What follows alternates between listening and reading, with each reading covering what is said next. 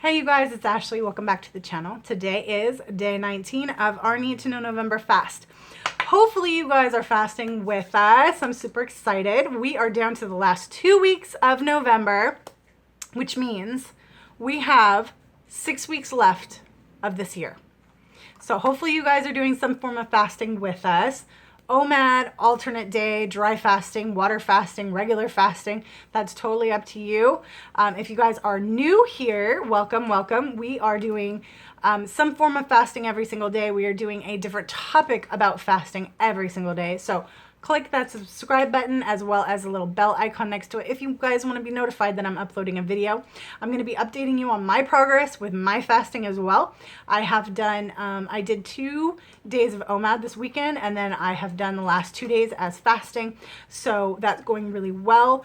I am on my way to my 199 goal. Whether or not I meet it, I don't know. But you know what? We're just going to keep pushing until the end and see what we can do. So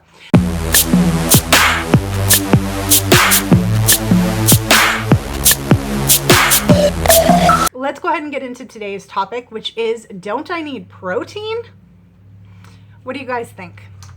This is a very common question, and I've actually asked this question a bunch myself as I was doing research and really learning about what fasting was. And since you guys know me, I'm keto when I'm not fasting.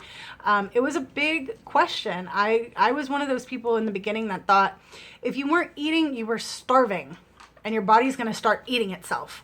And honestly, that is a common misconception that people have if they're not really knowledgeable about the whole fasting universe, right? And it's totally fine, because there's not a lot that's out there about fasting being a healthy thing. It's now actually becoming like a movement to where more and more people are becoming educated on the actual benefits of fasting.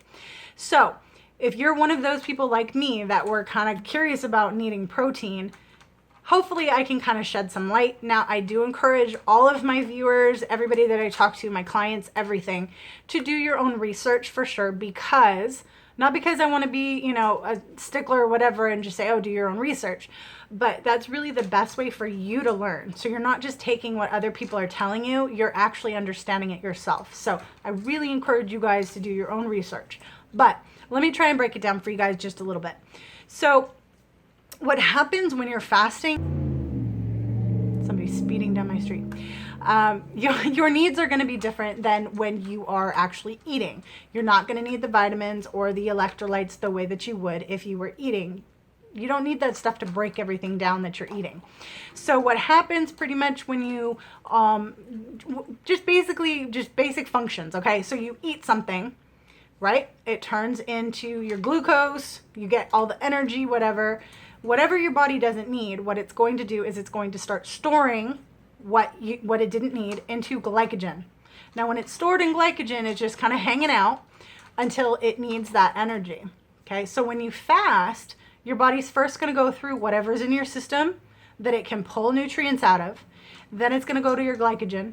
Then it's going to start breaking down your fat stores. Okay, but here's the thing: for the first 3 days, the quickest way for your body, which it thinks that it has to go into survival mode, but for the first 3 days, your body will go to your muscles and take protein, break down the protein and stuff for energy, okay? But that's only for the first 3 days, you guys, because then, since you're in survival mode, it's like, hey, this person has to have the energy, has to have the muscles to go and catch his food. See, the thing is that we are kind of predispositioned to have this survival mode that clicks on whenever we're in a fasted state, and your body is super smart, so it's not going to waste away all your muscles because it needs those to go find food, right? All right, so as far as needing protein, you don't, because your body is actually going into a protein saver mode. So as we know, your body goes into autophagy when we fast. So it's kind of like the old recycle center, but it also switches on like the protein saver, and so it's not going to require the protein. Your requirements are a lot different when you're fasting than when you're eating. Okay, so I don't want you guys to worry about needing protein and vitamins and electrolytes and everything when you fast. Now, here's the catch with that, okay? So when you do your refeeds, that is the critical time. You have to do your refeeds properly, okay? And we're going to go into a little bit more about what happens to your body when you're fasting tomorrow. But when you do your refeed specifically, make sure you're getting good stuff, you guys. Don't fill your body full of just whatever you want to eat for the next couple of days after you do a fast, because then your cells, think of it like a sponge, okay? So you're fasting, and the sponge, you're going to squeeze out all the water.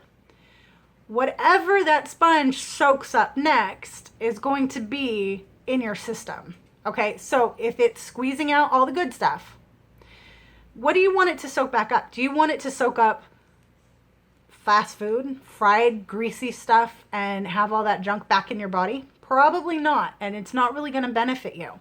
So what you want to do is make sure that you're getting good quality protein and enough of it to where your body will have its reserves back. You also want to make sure that you're getting in tons of leafy greens, tons of veggies, healthy fats, that type of thing. So, and minimal carbs. I always say minimal carbs because that is like a universal thing for anybody trying to lose weight and getting healthy, is to lower that insulin, lower the carbohydrates, lower the sugar. And so that'll really kind of benefit you when you do your refeeds, okay? So just make sure that when you're eating, get good quality protein in, whether you're vegan or vegetarian or a meat eater. Just make sure it's good quality. Make sure you get enough to kind of help your system, and then you'll be able to sustain yourself through your fast, through your next fast.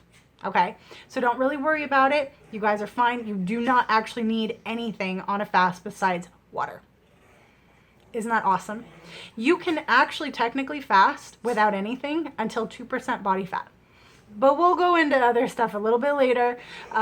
Be sure to click that subscribe button if you haven't already, and the bell icon so that you can be notified when I'm uploading more videos, so we can talk about all this really interesting stuff.